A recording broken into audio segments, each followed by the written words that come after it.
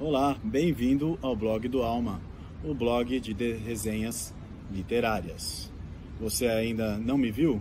Mas hoje nós estamos no nosso 8º episódio. Aproveite e se inscreva no nosso canal para receber resenhas literárias toda semana.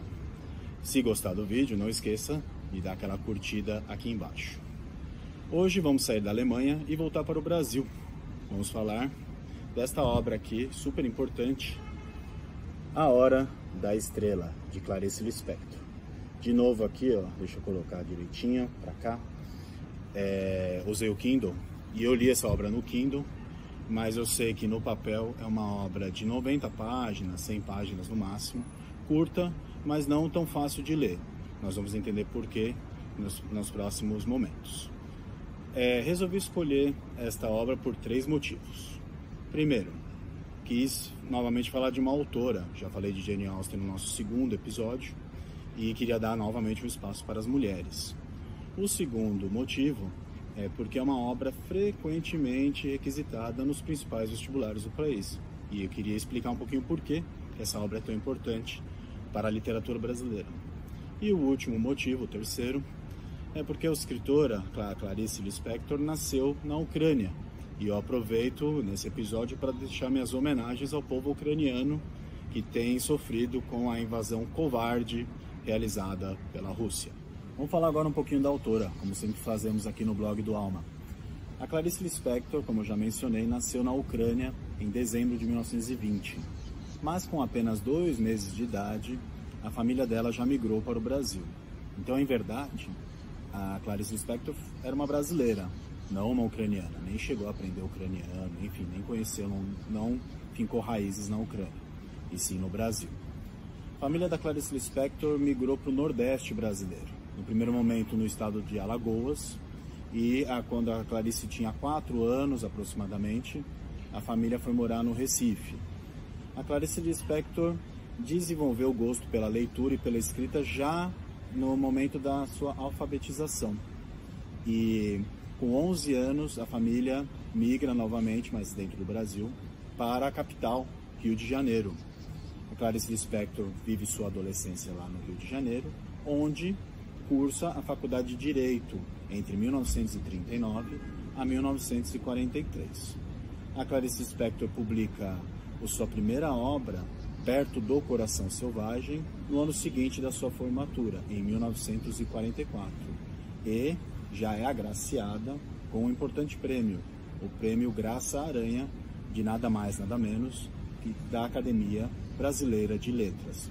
Clarice Lispector casa com um diplomata, mora em vários países nesse período, se separa desse diplomata com quem teve 2 filhos e sempre seguiu sua carreira como escritora e já muito famosa e com sucesso. O livro do nosso episódio de hoje, A Hora da Estrela, é a última publicação, a última obra de Clarice Lispector, que foi publicado em 1977, no mesmo ano da morte de Clarice Lispector, uma morte precoce de 57 anos, fruto de um câncer. Vamos falar agora um pouquinho da obra. A Hora da Estrela foi publicado em 1977. É uma obra curta, falei entre 90 e 100 páginas, dependendo da edição.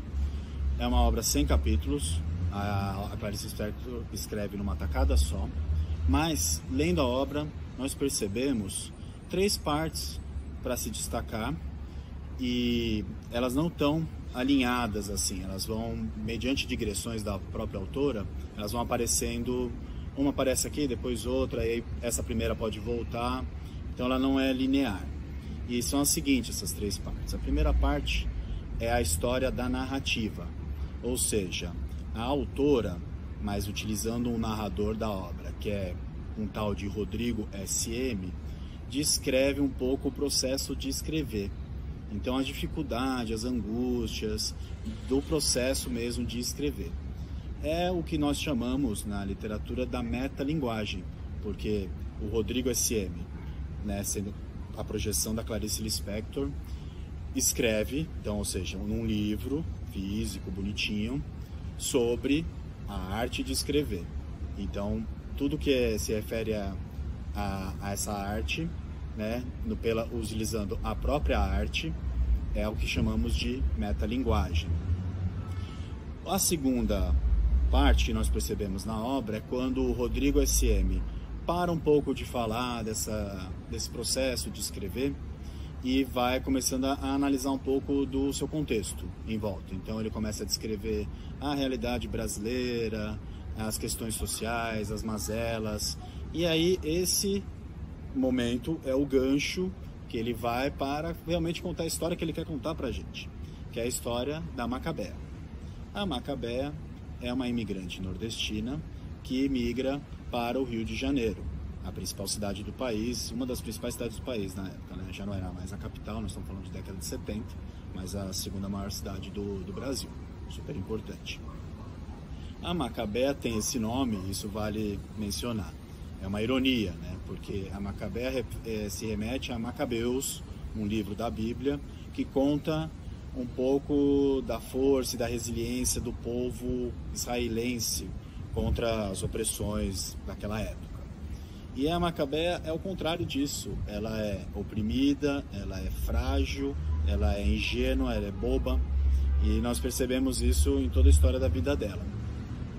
A Macabea então vem para o Rio de Janeiro e vai tentando se virar como grande parte dos milhões de nordestinos que fizeram esse processo de sair do Nordeste miserável e vir para uma cidade grande do Sul, São Paulo, Rio, enfim. E a Macabea sofre inúmeras agruras na sua vida no Rio de Janeiro, como, por exemplo, no trabalho. Ela é oprimida também no trabalho, então o chefe é um grosso, fala mal dela, quer demiti-la e no final acaba não demitindo.